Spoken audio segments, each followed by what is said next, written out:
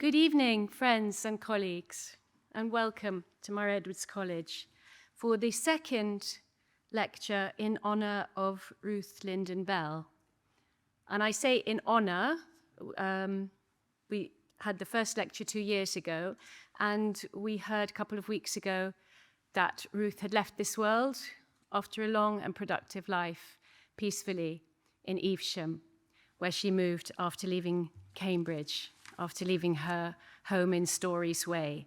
So the college is in mourning now for Ruth, and it couldn't be a better time for us to hold this lecture in her honor and in her memory.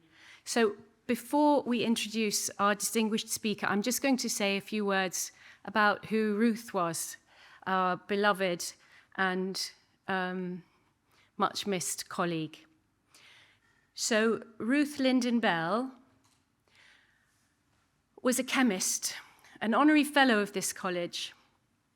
Alongside her internationally recognized academic achievements, she was a courageous and long-standing champion of flexibility for women in science to enable a balance between career and home life. And this was something that she was passionately concerned about throughout her time and all the time I knew her.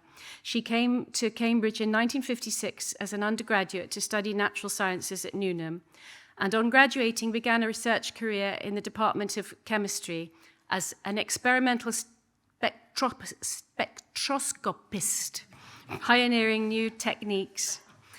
In 1961, Ruth married Donald Lynden Bell, a very distinguished theoretical astrophysicist, and in the following year, she gained her doctorate in chemistry from Cambridge and joined Newhall, this college, which was then in its first home in Silver Street, and actually at that time was not yet a college. It was still just an approved foundation. No, it wasn't even an approved foundation. It was an association on its way to becoming an approved foundation of the university, and then in 1972, a college. So Ruth was one of the very first fellows, researchers, and teachers in this small pioneering community of women that began in Silver Street down in town.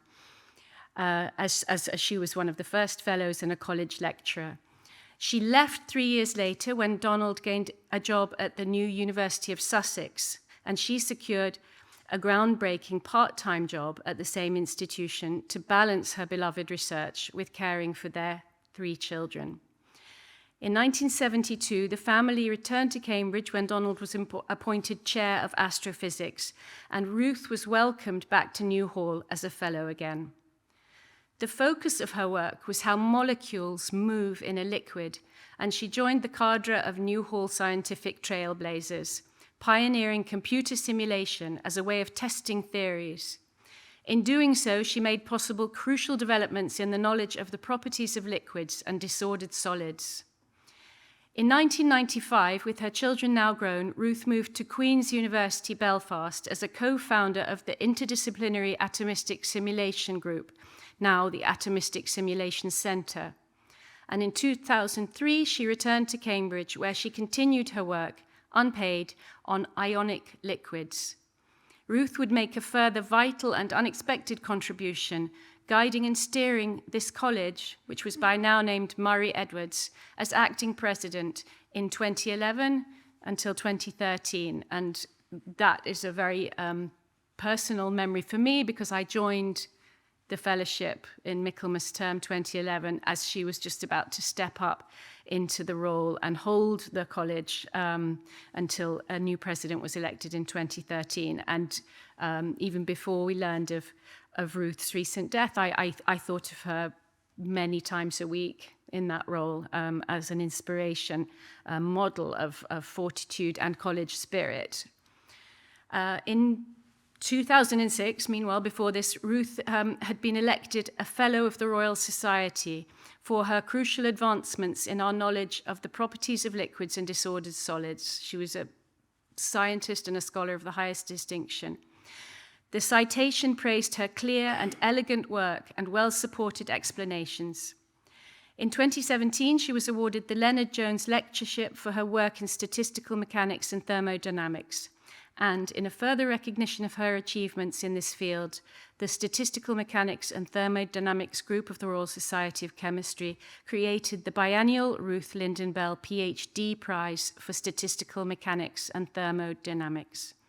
In 2024, we in this college inaugurated the Ruth Lynden Bell Lecture in her honour, and this is the second. And I should also add, not only does she have a lecture named in her honour, but a much greater thing, she has a flower named in her honour, a meadow flower, Thaltrum flavum glaucum, which is a species of ranunculus. And there is one in the college garden just outside the president's office, and it's just come into bloom this week. So that is a wonderful sign of the growth that will continue of everything that Ruth gave to this college and to science and to her family. So there'll be more events to commemorate Ruth's remarkable life later in the college. So we'll remember her tonight with this lecture. So it's my delight to honour Ruth with the presence of Niamh Nic Daeid, who's come to us from much colder climes. I keep complaining about how chilly it is and not having any of it. From Scotland, who's going to talk to us. I'm going to flip back to the title of Niamh's lecture, which is Science Serving Justice, and it promises to be very exciting about the communication challenge that represents. So I'll just say a few words about Niamh's distinguished career. Niamh's an award-winning forensic scientist and an analytical chemist. She's Professor of Forensic Science and Director of the Leverhulme Research Centre for Forensic Science at the University of Dundee. She has been involved in forensic science education, research and casework for over 31 years. She's a Fellow of the Royal Society of Edinburgh and holds fellowships of the Royal Society of Chemistry, the Chartered Society of Forensic Science, the Institute of Chemistry of Ireland, the Royal Statistical Society, and the UK Association of Fire Investigators. She's a chartered chemist, a registered forensic practitioner with the National Crime Agency, and an authorised forensic chemist in Scotland. Niamh has worked on many forensic cases, particularly in fire investigation. Niamh holds national and international roles with the Home Office, the Scottish Biometrics Commissioner, the European Network of Forensic Science Institutes, Interpol, the International Criminal Court, and the United Nations. Niamh sits on the steering committee of the Judicial Primers, which produce science primers for judges, led by senior judiciary in collaboration with the Royal Society and the Royal Society of Edinburgh. She has received awards for her work, including the ENFSI Distinguished Forensic Scientist Award, the Pete Ganchi Award for Services to Fire Investigation, the Stephen Fry Award for Public Engagement, the Herald Higher Education Innovation Award, not enough awards yet, the Royal Society of Edinburgh, the Adam Smith Medal for Public Engagement, and with her team, the Mary Somerville Medal for Research Engagement. She's published over 200 peer-reviewed research papers and book chapters and holds a research grant portfolio in excess of £17.5 million. So anything else? I leave it to you, Ruth. Thank you so much.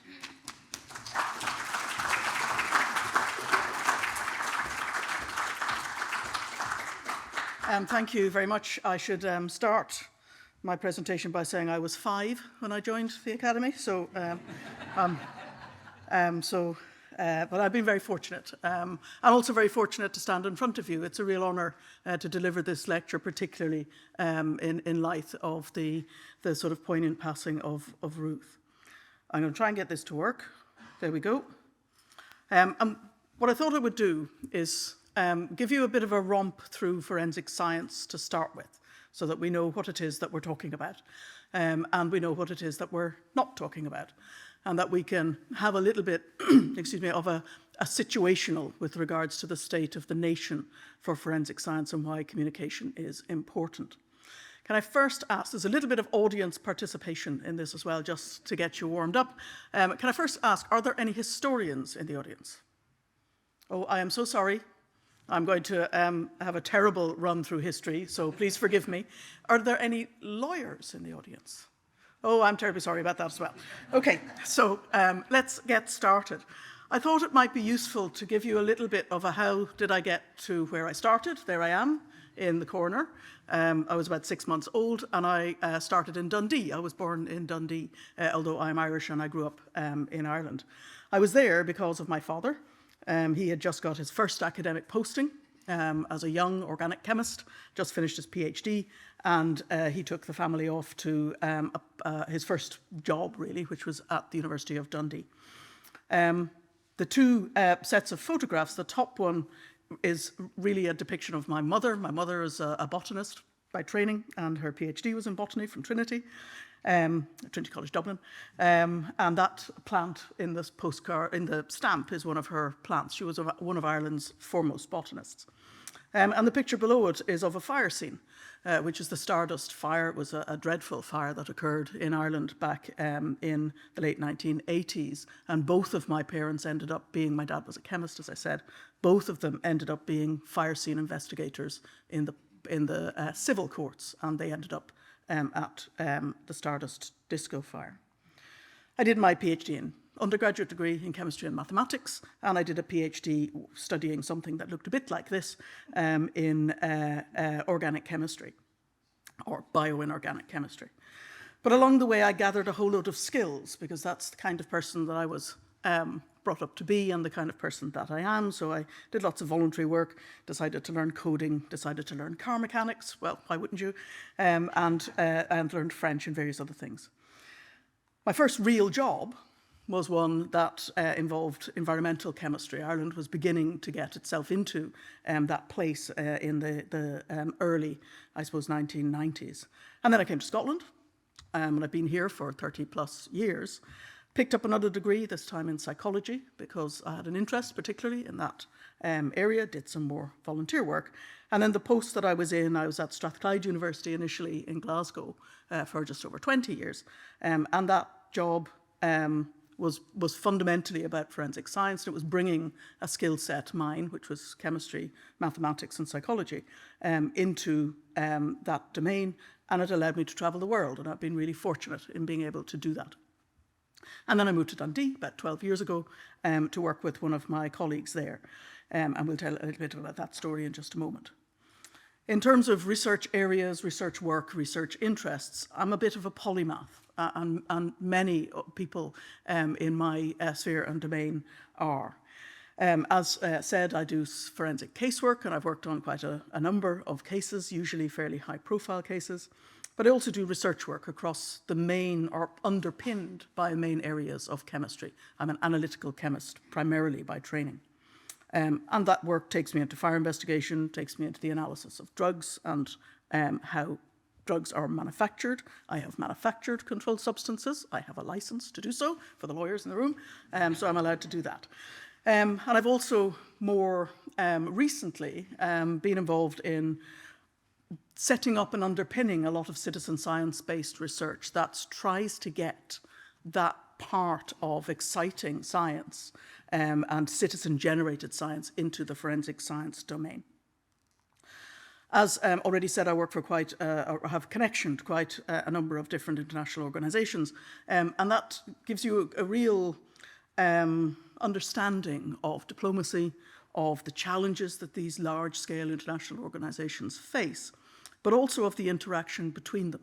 And I'm fortunate in that I have sat at some fairly high level in these different organisations, and we can bring the strands of one in to help the other. And by that, I mean some of these organisations enable myself and my colleagues to work on the development of international standards for forensic science that help emerging countries or countries that don't have quality assurance infrastructures, for example, within those scientific laboratories. We can help underpin that, but ensure that in so doing, we're not going at odds with other standards that are set elsewhere around the world. So everything begins to coalesce and begins to work very nicely. Similarly, with the work with the Royal Society of Edinburgh in the judicial primers, and we'll mention those a little later on. And we've also worked with the National Academy of Science over in the United States on a similar type of model, so that what we're doing is we're providing the same baseline understanding of science into all of the different countries that we work with. So there's method to the madness. Then I went to Scotland. I went to Dundee. And at the University of Dundee, I worked with a great colleague and friend of mine, Professor Dame Sue Black, and we came up with a bit of a mad idea to write a grant proposal for the Leverhulme Trust when they first started their major research centres. These are 10-year, £10 million research funded centres. And they were there to establish disruptive research. So we thought that sounds like a good fun. Give 2 middle-aged Celtic women £10 million, send them off to disrupt, and what you get is the amazing research centre I have the privilege of leading. We're just 10 years old. It's our birthday, our 10th birthday in a month or so's time. And we had the great privilege of hosting Her Majesty the Queen and Prince Philip at the opening of our centre about 10 years ago, as I said, in a couple of months' time. What we wanted to do is we wanted to say, actually, we've got some really fundamental problems within the ecosystem that we work in within the justice space. We have a complex community that we have to work with.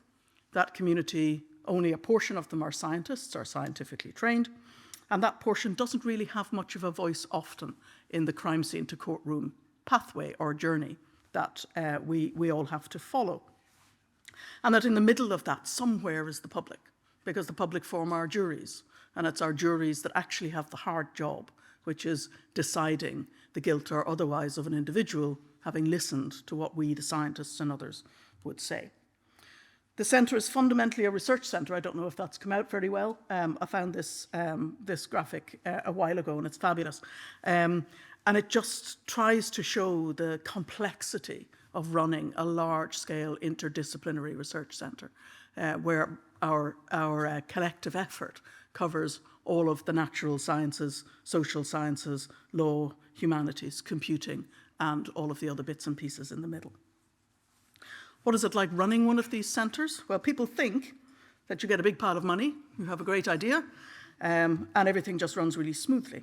And that, of course, for anybody who's run any sort of interdisciplinary research, or even just any sort of research, knows is not simply true. There's a lot of swan-like movements as we glide across from one year to the next, but a lot of hard work in between all of that. We're in such a fortunate position that within these large-scale research centres, certainly the approach I took with mine, is that we give ourselves permission to fail. And we fail quickly, and we fail often, and we learn from it, and we move on. And so that's been a real benefit, I think, and frankly a delight of running a centre like this. To date, and certainly next month, we'll be graduating our 30th PhD student out of this centre. So we've done, I think, rather well in doing the research side of things. So that's a little bit about the context upon which I'm placing myself in front of you. So this is what we're going to talk about. Science serving justice and why it's the ultimate communication challenge. We could think of it another way. We could think of it as something like this, that there's multi-directions to what I think I'm saying to you and what you have heard me say. Or we could look at it like this, where actually there's a bit of magic in the middle that the scientists find a struggle to expose, or maybe just don't want to expose. Or we might think of it in a statement like this. And if you just read that to yourself for a minute, because there's so much confusion in there that I'm not sure you understand what I think I just said to you, but I'm not sure. And that's kind of where you're framing some of the way in which we have to communicate as forensic scientists quite complex concepts and ideas in the simplest of language that we possibly can. And that's not just in performance in the courtroom, it's also in communicating with other colleagues, sometimes other scientists, who are not quite working in the same domain as we are. So what's forensic science? Let's start there. Forensis means of or before the forum. So that's where the word comes from. My legal colleagues will hopefully nod. That's where the word comes from. And the forum in this case was the Forum of Rome. So the concept of putting information, evidence, if you will, in front of people who are going to make decisions about a question at issue stemmed all the way back from Roman times. Sometimes people will say forensic science is the science in the service of the court. So that's one definition. It's not a particularly useful or meaningful one, I would suggest. Or that it's science that's used to help resolve medical legal disputes. That's a bit better, but it still doesn't really explain what it is. So, apologies to our historians, I'm going to take you back through a little bit of history, excuse me, to when this interaction between science and law began to occur. So my timeline is at the bottom. And you can see there are times, of course, in history when great events occurred. When we had the Renaissance, we had the development of scientific methodologies, we had the Industrial Revolution, we had the pop-up of our national scientific academies, the Royal Society and the Royal Society of Edinburgh. We're now in the digital revolution and moving very fast into a completely new space. In or around the 1900s in forensic science world, we had the pop-up of a whole load of professional academies that were there for the scientists, trying to bring science and law together to a certain extent. The kind of starting point for us in science in the service of the law, if we want to think of it in that way, was back at the Magna Carta, back in 1215, where what we were looking at then was the first codification of a set of rules, really, against which disputes could be resolved. And those rules enshrined trial by jury, at least of your peers of that time, and also an equality of arms, so a right to a defence. So that was kind of where things began for the scientific input into those times. Back around about those times, you began to see the first autopsies performed in terms of trying to determine cause of death. And the earliest type of scientific evidence, which was entomology. And that was being discussed or mused about over in China, where a murderer was identified by a fly landing on his sickle because the fly was attracted to the sickle because of blood left on it. Why am I telling you this? Well, because there's been a lot of as I said, really interesting developments through scientific developments in or around the 1600s onwards. But forensic science only really started to develop in around the last 160 years. And here you can see some of the main items of evidence that you would probably be familiar with. In the 1830s, we saw the first connection of a bullet to a gun by Goddard here in the UK. We had the beginnings of biological features, early biometrics, if you like, that was coming out of France with Bertillon's work. And then we began to connect fingerprints to individuals, or at least posit that fingerprints could be connected to individuals. And there was a lot of discussion between Henry Falls, Galton, and Henry back in the 1880s. Although Falls did get the publication in Nature and so claimed that connection between uniqueness or suggested uniqueness and a fingerprint. And Falls was from Glasgow, or was in Glasgow at the time. The first fingerprint bureau emerged in Argentina, and then we saw others beginning to emerge, including in Scotland Yard here in London. Rees, Lockhart, Goss and Glessner Lee were the educators of the time. We were beginning, some of them are American, some of them are Swiss and European, and we began to see some sort of structure coming to the use of science or scientific methodologies to help aid criminal investigations. And of course now we're in the digital revolution, and you can look at that and you can say, where's DNA? DNA pops up here. So spectroscopy, that we already mentioned, spectroscopy emerged in the early 1800s, and these items in red are really the techniques of the day that were emerging, the scientific technologies that were beginning to develop. In the middle of the 1800s, you were starting to get different chemical tests to identify poisons. The Victorians loved poisoning each other, and so it became important that we were able to determine the identity of some of those materials. The advent of microscopy allowed us to look at particulates, hair, fibres, paint, glass, and so on. Chromatography allowed us to separate materials so we could determine what drugs were present in what materials. And then we had a big wallop in the 1980s when DNA fingerprinting came into its own. So that's kind of our history. We're sort of magpies. We hop in and we take bits of developmental science that is being developed to help us in answer some of our questions. But there's one real critical thing about this, and that is that you can separate the type and the nature of forensic evidence into two types. One is evidence that uses grounded, developing, and developed scientific techniques, chromatography, toxicology, DNA fingerprinting, and the like. And the other is that you're looking at a comparison of physical attributes, bullets to guns, handwriting, fingerprints, and so on, that don't really have an awful lot of science underpinning them, at least not then. The other thing that happened around about this time was the beginning of public engagement and science communication. And it's not lost, I think, certainly not in my community, that beginnings of public interest in science happened to coincide with the time when science was beginning to be used in criminal investigations. In around the middle to the late 1800s, we started to see contemporary scientific journals appearing, whether it's Scientific America or Nature or other National Geographic and so on. You started to see novels that featured science as part of the story. The narrative became about the science to a certain extent. And we started to see early science communication pioneers, whether it was Michael Faraday, Ada Lovelace, or Florence Nightingale, who invented the infographic, would you believe?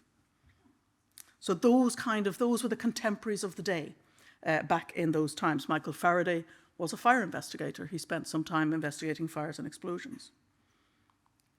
So let's get back to forensic science, and what is it? So I looked it up in various dictionaries, including the Cambridge Dictionary, which said that forensics, that's a word that forensic scientists don't like, because it takes the science out of forensic science, that forensics was scientific methods of solving crimes, and you'll see my emphasis. The Oxford English Dictionary wasn't much better, and it says that forensic science basically is there to help police to solve crimes. Wikipedia says that we are part of the process for crime solving. The Encyclopedia Britannica got it a bit better and said that forensic science is the application of methods of natural and physical sciences to matters of criminal and civil law. Forensic scientists don't solve crimes. It's not our job. Our job is to provide information based on scientific endeavour that we then lay in front of either the police, who are part of the investigative team, or the lawyers, who are part of the team that are trying to win an argument, that argument about the guilt or otherwise of an individual. So forensic scientists don't really agree with any of these definitions because they're not written by forensic scientists. We've written our own in a publication that is landmark called the City Declaration, and we'll come back to that a little bit as well, where what we're talking about is what forensic science is trying to achieve, and that it's an endeavour that's based on casework, so it's very specific to a particular scenario, where we study remnants, traces, bits left over. And then we try to use those remnants to help us understand and reconstruct past activities. And there are various other elements that are important within that definition. So that's what we think we're talking about, as opposed to the perception of others. And perception is an important issue. Because if you're members of the public who are going to appear in juries, then what's your perception of us? What is it that you gain your information from? Where do you gain your information from? And usually it's those novels, or it's what you might see on the television. Some of you might know Quincy. I grew up with Quincy, or Silent Witness, or CSI. And this definition from Patterson was written in 1965, and it was as relevant then as it is now. And what it does is it creates this kind of a perception. So we go into our witness box, and you think we're fabulous. And we might not be. We might not be able to answer the questions that are posed to us. But you have an expectation that we will. And that's quite a significant issue. And it's not just the going into the witness box that creates that, or that has that expectation. It's every time we walk onto a crime scene and we work with our colleagues in policing and others involved in those activities. So now we're going to have a bit of a dose of reality. So as I said, the community that we're dealing with is quite complicated. It involves different theatres, if you will. One is the crime scene, one is the laboratory, one is the courtroom, and then one is playing to the public gallery. And these are all intermixed and connected to each other, but are very different actors and rules and interactions across the communities that work within those different parts of the process. Our colleagues in policing, are there any police officers in the audience? I should ask that first. Colleagues in policing, this is not my depiction of police officers. Our colleagues in policing are trying to answer 6 questions. They want to know who are we dealing with, what happened, where did it happen, when did it happen, how did it happen, and occasionally they might go to the why, but the why isn't really their question. But the first 4 are. That's their job, is to try to uncover that and discover it. We don't use chalk around bodies in this country, just to reassure you. When we get to the laboratory, our job in the lab, this is my lab, our job in the lab is, what have we got in front of us? How did it get to where it was found? When did it get to where it was found? And as a consequence of that, is it actually relevant? So that's our main role in terms of determining our part of the job. And forensic science is a magpie, as I said. So this I thought was a really nice graphic that explains some of it. Our kind of main area is in the physical sciences. So we steal a bit from biology, we steal a fair bit from chemistry, from physics, from computer science, from mathematics, statistics, probabilistic reasoning, Bayesian logic, and all sorts of elements like that try to help us understand our findings in context. But we take little bits of all of these, and sometimes we blend them together, but often we do not, and that's part of our challenge. In the courtrooms, the court's job is pretty straightforward, one would argue. Apologies to the lawyers again, sorry about that. I'm going to spend my evening saying apologies to the lawyers. What we're trying to do in court is to reconstruct the events of the past using the traces we recovered from the scene, from the individual, so from a body perhaps, if there's a fatality, and trying to use these traces of activities to reconstruct or recreate the activity that gave rise to those traces in the first place. And it's the understanding of the meaning of those traces in context that helps us investigate or determine the alleged activities and who was involved in what. And that's not easy by any means. One of the things I have hinted at is that in forensic science we work in silos. We have people that work at the crime scene, we have people that work in the laboratory, we have people that work in the legal domain. But we also have silos in our silos. So in the laboratory, the typical setup of a forensic science laboratory is a chemistry section that might have drugs, toxicology, might have physical traces like footwear marks or ignitable liquid residues or explosives. The explosives people won't talk to the drugs chemists because why would they? You have the biologists, who are people who look at fibers and people who do DNA and people who do serology and other types of biological work. You have blood pattern experts that don't talk to the chemists or perhaps to the biologists. And then you have people that do visualization that don't talk to anybody other than the people that hold the cameras, and so on and so on. And so we've created little boxes that we put ourselves in. And it's very difficult to break those silos down because it's part of how our structures have been constructed from the very beginning. So when we did matching bullets to guns, that was the realm of the police. When we looked at document examination, that was the realm of the police, except if you wanted to look at inks, that was the realm of the chemist, and so on. So there's all of these constructs that are segmenting what it is that we're trying to achieve in an overall case. And we can divide what we do into 2 different blocks of activities, if you like. One of them easier to get our heads around than the other. And that's the bit in green, the bit that's closest to me. And that is, how do we do what it is that we do? What quality assurance processes are in place? What accreditation? What standards? Are we regulated? How are we regulated? Why are we regulated? What happens if we go outside of regulation? And there's a whole realm of standards that have been developed, that have been used for forensic science, but not developed for them, which is another challenge that we face. So we, generally speaking, accredit our processes, so how we analyze a drug or how we extract an ignitable liquid from a piece of fire debris or look at DNA or whatever it might be. We follow a set of guidelines and processes that were developed for the analytical industry. That means they're not quite right for us, and sometimes we have to go outside and around them.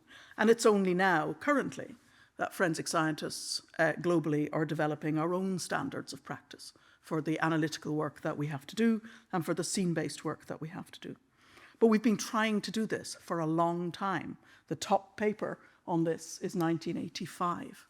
So that gives you 40 years we've been trying to get a proper quality assurance and management system that works for our industry. And as I said, it's only now we're writing a set of standards that are purely for forensic science at a global level. So we're a wee bit behind. In England and Wales, we have a forensic science regulator, and that person regulates, has statutory powers to regulate how we deliver forensic science in England and Wales. They don't have statutory powers in Scotland or in Northern Ireland because justice is devolved in those countries. So we are those parts of the United Kingdom, and so we follow the codes, but we're not obligated to do so. What about the other side of the equation? What is it that we actually do? Do we follow a scientific method? One would hope so, but you know what? Not always. How do we measure precision, accuracy, all the cornerstones of good science? Do we do that? And if we don't do that, why don't we do that? So I'm going to take you through, just quite quickly, a bit of a romp through the different elements of forensic science and what it is that we do. So the first thing we have to do is at a crime scene or in a laboratory be able to detect stuff. We deal with stuff. We deal with all kinds of material that you can possibly imagine. All the normal stuff you find in your house, so knives, fabrics, paint, glass, whatever, as well as other materials that might be more unusual, so drugs, fire debris, explosives, and so on. And so we're a little bit of having to be a jack of all trades in terms of understanding the chemistry of a whole range and biology of a whole range of different materials. And one of the things that we first have to do is to be able to detect what it is that we see. So here's the first test. Okay, so if you're ready, I'm going to show you a little video, and your job is straightforward.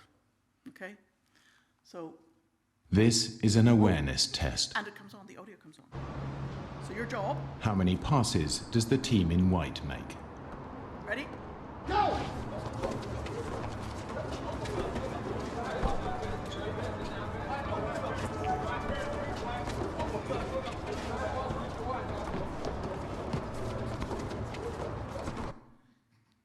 The answer is 13. How many got it right? Hey, excellent. But did you see the moonwalking bear? So same video. Go! Now you know what you're looking for. See it?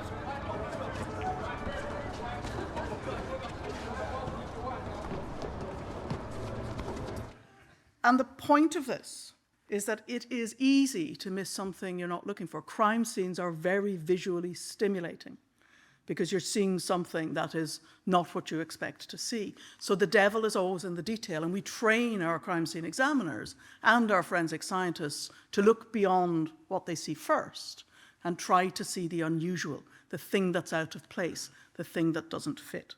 So that detection and recognition of things is really important. So here's another recognition test. How many of you can see a hare? Okay, very good. How many of you can see a duck? How many of you can see both? Oh, you're a good audience. So the hare, these are the hare, sorry, going off mic. The hare, these are the ears. The duck, that's the bill. So again, why am I showing you this? Because it's exactly the same data, but it has two different meanings. So understanding data in context becomes really important. And when we go into crime scenes, or when we're beginning to look at materials we get from crime scenes, often we're not seeing the full picture. And so there's an extrapolation, or at least an opportunity, perhaps, to extrapolate things in a way that we don't want to, or that might be misleading. But part of our problem is that in order to be able to detect things and recognize things, we need to have data sets. We need to have data sets that are robust, that are what we call ground truth, so that we know the provenance of the samples, so that we can detect with reliability what these samples are. What drug is this, let's say? In forensic science, we don't have very many ground truth data sets anywhere. We have really robust data sets for DNA. we have really robust data sets for fingerprints. We're reasonably okay with ballistics and shoe prints, and everything else, we really don't have much data at all that we actually know the provenance of. And that's not just in this country, that's everywhere. So that brings into question some of our abilities to do the technician and recognition piece. We also have some challenges around how materials got to where they eventually ended up. And much work has been done in the last, I would say, maybe 2 decades, maybe a little bit longer, on looking at what we call transfer and persistence. Background abundance is how much background stuff there is in society. So all of you, all the chairs that you're sitting on will be contaminated with the fibers of the people that sat there before you, or the DNA of the people that sat there before you, because we shed fibers and we shed DNA and we shed hair all the time. And that's the background abundance of the materials that we're interested in. When materials come together, or when people come together, there is a transfer of DNA, of hairs, of fibers, of other materials. And we know a little bit about that, and we know a little bit about how long that material will persist for once it's transferred. But we don't really have much understanding of much of it. And what it conceivably means now that our technology has become so sensitive that back in 1984, when we first started to use DNA fingerprinting as a technology, we needed a blood sample the size of a 50p piece to get a DNA profile. Now we can get a DNA profile from a single cell. So it means that if I swab the surface of this podium, then it's quite conceivable I'll get the DNA of everybody who stood here for the last day or 2 days. So I get a mixed complex profile to try to unmix. It also means that if I shake somebody's hand, and then they go and pick up a knife and stab someone, that my DNA could be on the knife handle, even though I've never touched it. And that's reality. We know that that happens. So the issue now is not for the scientists, it's not whose DNA is there, it's how did it get there in the first place? And that's a real worry, because if your DNA suddenly turns up at a crime scene and you weren't there, then the science doesn't lie. So the science has placed you there, or potentially placed you there. So there's quite a lot of work to be done around that area. In terms of where do we go from there? Well, the next thing that we would do, so we detect something at a scene, we recognize it, so we know it's a nylon fiber or whatever it is. All of our work will then stop until we have something to compare it with. So we're now looking for samples that are called question samples that might be recovered from a suspect or a vehicle or whatever it might be. And so we have to do a piece of comparison work. It would be wonderful if we could use the tools that are developing in using artificial intelligence and developing comparison algorithms for doing that work for us, but we haven't got any data. So how are we going to do that? So that becomes a problem. So most of the comparison that's done in forensic science are done by either looking at objective measurements, where we're using a machine to measure the amount of DNA or measure the DNA profile, the amount of drug or whatever it is, or subjective measurements, where we're looking at physical evidence and doing a comparison by eye by a person. So linking a bullet to a gun is a comparative process of looking at little marks that the barrel of the gun leaves on the edge of the bullet and looking at 2 of those and going, yeah, they look the same. That's the process. It doesn't get any better than that. And that isn't scientific. Similarly with fingerprints, similarly with shoe marks and shoes and so on. So we have a whole load of areas that there isn't really any science underpinning much of it at all. Then we evaluate what it means, and then we communicate it. So this is where we currently are. And over the last, nearly 20 years now, there have been a number of reports emerging speaking to the forensic science community and more broadly, more wider, to say you have a problem, folks, because you have an absence of the application of scientific methodology in almost everything that you do. That we need to think differently about how we do things. We need to create scientific foundational validity in some of the work that you do. And there are still serious concerns about the scientific validity of much of what we do, particularly in those physical sciences. The last report was the Westminster Commission, which came out last year, which basically says, unless we do something in England and Wales, the system is going to fail. So it's a bit stark. Our response is this. We thought, God, we're going to have to do something about this. And in part, that's why our research centre is doing what it is doing. There's a slight other complication, and that is that as we started to use science more, or scientific work, and don't get me wrong, a lot of the science is well underpinned, DNA, drugs, toxicology, and so on. As we start to use more science, then then people want us to use more science. And so there becomes a push in a microcosm, really, of saying we want you to do it better, faster, and did we mention cheaper? And that creates all sorts of challenges and issues. It means that we use it more, which means that there are more complaints and more criticisms and more miscarriages of justice that begin to appear, that spill out now into the press. And so now we're here in the depths of despair. So we have to try now, and the forensic science community has been wrestling with this for over 25 years. So we have to try now to do something that breaks this and that reforms what it is we're trying to do. And in part, while there are systemic problems at what we do in the crime scene, and perhaps how we interpret some of that information, a lot of what we do is very robust. And a lot of the work now that's being done within the forensic science laboratories is highly controlled, is very scientifically valid, and is validated. There are very specific protocols against which forensic scientists will do their work, sometimes unyielding protocols, so that if you see something different, it becomes a bit of a challenge to step outside of that. But some of the really big issues that we face are around the way in which we control the language that we use. So what do we write in our reports? We have no formalized lexicon for reporting things. So one laboratory will report something using one set of terminology, and another laboratory will report the same thing using different words. And in the courtroom, the way in which the court demands us to provide answers to information is very challenging for scientists. We're about uncertainty and about error, and the courts want us to be certain and error-free. So we have an immediate issue.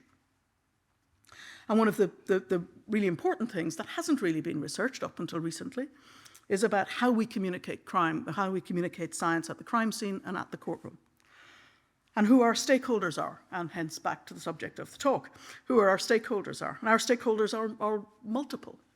They're the public, they're the courts, they're the forensic science community, the scientists themselves, but also the perpetrator or alleged perpetrator, the accused person, their family, the victim's family, are all the different people that are important to be able to communicate with when you're standing within the courtroom. And the challenge really is around how do we take what we know about science communication, of which we know much, and put it into these types of arenas where the stakes are very high, where the way in which we communicate is often very strongly regulated and controlled, where what we know from science communication theory and practice is that the best way to connect with an audience is to connect with the audience, is to be able to communicate in a way that's focused to the audience that we're speaking to, that empathizes with them, that engages with them in a language that they can understand, but where that communication becomes trusted. Scientists, we like to present the background of why we did the study. Here's all the data that we gathered. Here's what the results mean. That's how we like to do, that's what we're trained to do. In a courtroom, they want the point. They might be interested in a bit of the context. They're not really interested in the wider details. And so we have to turn on our head how we communicate within that arena. At the crime scene, you get very little time to do that communication piece. So you need to be very succinct, but you also need to be accurate in terms of what you're saying. Because if the scientist communicates poorly at the crime scene, you could send the investigators running down the wrong road. And the language that we use as scientists in both arenas has to be accessible, as it does speaking to each other. I have heard biologists trying to communicate with fingerprint experts, and it's very challenging, and vice versa, because they're not speaking the same language or attempting to. In some of the work that we do at the Leverhulme Centre, we bring together communities from right the way across the spectrum. And we have strategic conversations every year. And those strategic conversations tackle big, wicked problems. This was one of them a couple of years ago. So we asked, what does the future of the courtroom look like? And we bring along a live illustrator who illustrates the conversation for us over 2 days. They're fantastic, and this is part of one of those diagrams. So in the room, the people that own this are senior judges, lawyers, police officers, forensic scientists, members of the public, members from other scientific disciplines, writers, filmmakers, and others who have science communicators, who have something to say. But what pops out of it are these little nuggets of issue, these little nuggets that we can say, we think we can fix that, or we can work together to try to do something to address that area of communication challenge that helps us address the bigger picture. In the courtroom, the jury are one of, if not the most important players. And they swear an oath. In England and Wales, this is the oath that they swear, where they're going to faithfully try the defendant and give a true verdict according to the evidence. The place and the context is really important. It's a very formal place. The sound quality isn't always great, which can be problematic. There are microphones now, at least. The temperature control is not always great. Depending on where you are, some of the courtrooms were built for smaller bottoms than we currently have, pardon my frankness, and they're wooden benches, so they're not comfortable to sit on for long periods of time. And many things are performance-based. So there's an expectation, as I said at the beginning, of how people are going to perform when they're giving formal evidence. In England and Wales, we have, in the United Kingdom, we have an adversarial legal system. So the witness is asked questions by both sides, both the prosecution and the defence. And that can be quite combative, and it can be quite challenging for the witness. And what that may then translate into in terms of what the jury understand as the value of the evidence may be lost in the combat. It's a very question and answer format. So go back to my slide where I said we have to be empathetic with the audience. We have to be able to explain things. Well, sometimes it's very difficult to do that. And the audiences are multiple. If I give evidence in a courtroom, I'm giving evidence to the lawyers, I'm giving evidence to the jury, I'm giving evidence to the judge, but I'm also giving evidence to the press, to the bereaved families, to victims, and to the accused. So there's multiple audiences that you're trying to communicate to all at the same time. We did a piece of research a little while ago over in the United States where we were allowed to interview jurors post-murder trials. We looked at across 9 murder trials. You're not allowed to do that kind of research over here. And we interviewed the jurors and we interviewed the judges and a couple of the scientists.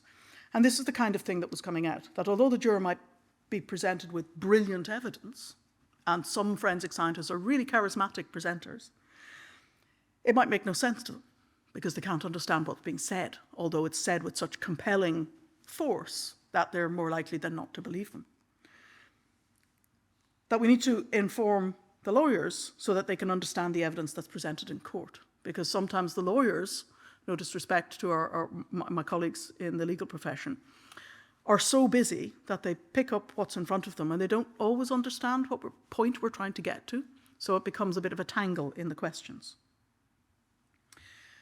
That if we could create interactive evidence packages, that would be much better, rather than just question and answer, something that helps explain the science.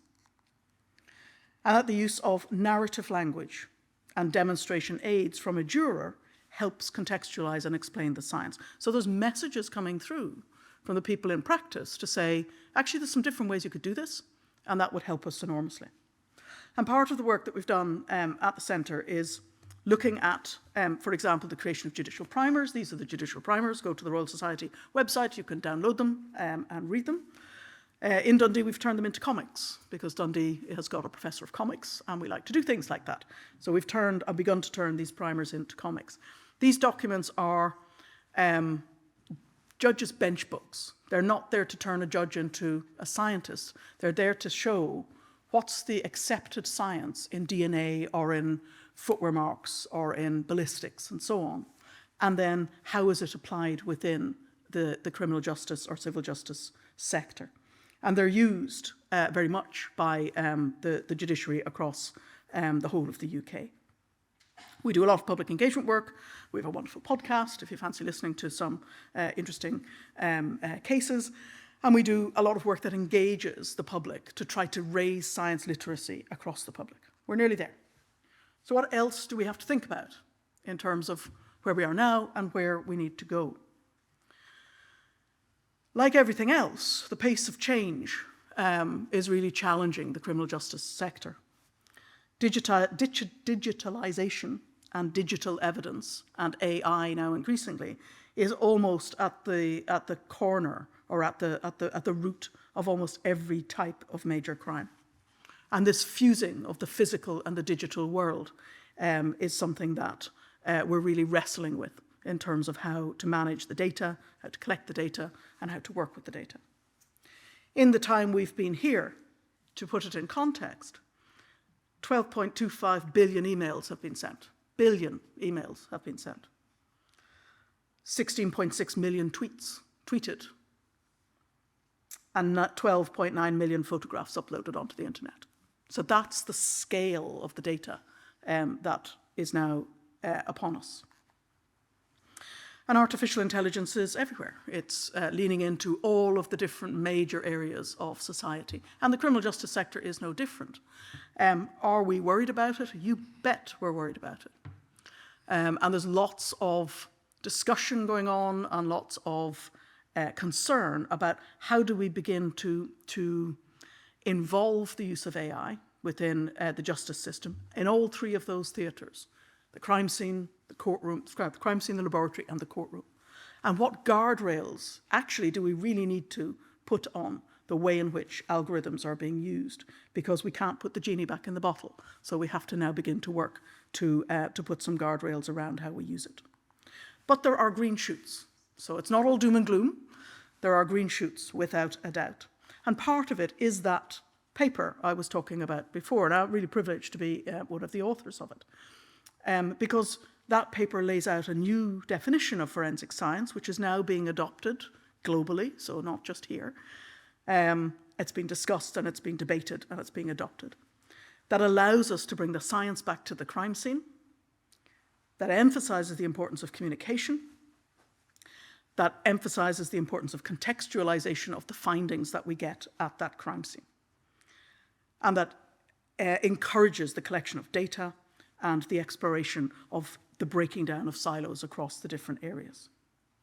And so we're facing a time when we have a paradigm shift, where science communication is becoming a word that is discussed, or two words that are discussed within forensic science at an operational level, where we do have the opportunity to leverage that public engagement that started all the way back in the 1800s to help people understand the use of science and the importance of the evidence that we present in the courtroom, because everybody loves to solve a mystery.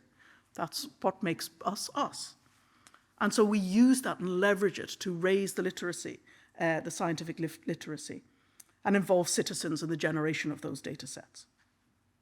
Our stakeholders really matter, but it's the communication across those stakeholders by forming communities of practice, which is what we've pioneered in the Leverhulme Centre, where practice dictates research and research feeds back into practice. And you have this wonderful synergy that then develops the data sets that we need to have in a real context that are ground truth that we can then use.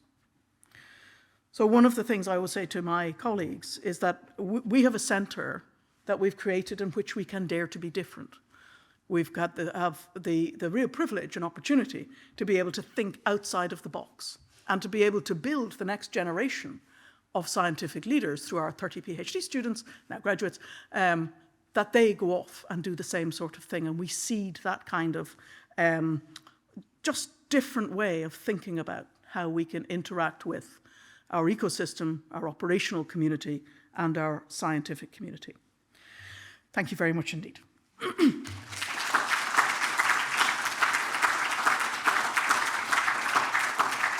What a fascinating lecture. I want to thank you, Niamh. It's rare for such a vivid lecture on the reality of research in the real world and the stark consequences of science going right, going wrong in people's lives, and the extraordinary collaboration that you are constantly engaged in beyond science and with the police and across agencies and the judicial system. I think we could go on talking all night. But one thing I do want to say, just to reflect back on the remarkable woman in whose honour this lecture is being held, and I can say very confidently that Ruth would have found this fascinating.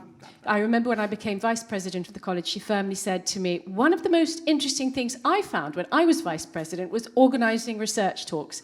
And she came to all of them, right until the time she left Cambridge. And she would have found this lecture fascinating, and the range of science that you've shown us this evening. So thank you so much. Thank you. We're very honoured and very grateful. That's a great pleasure. Thank you.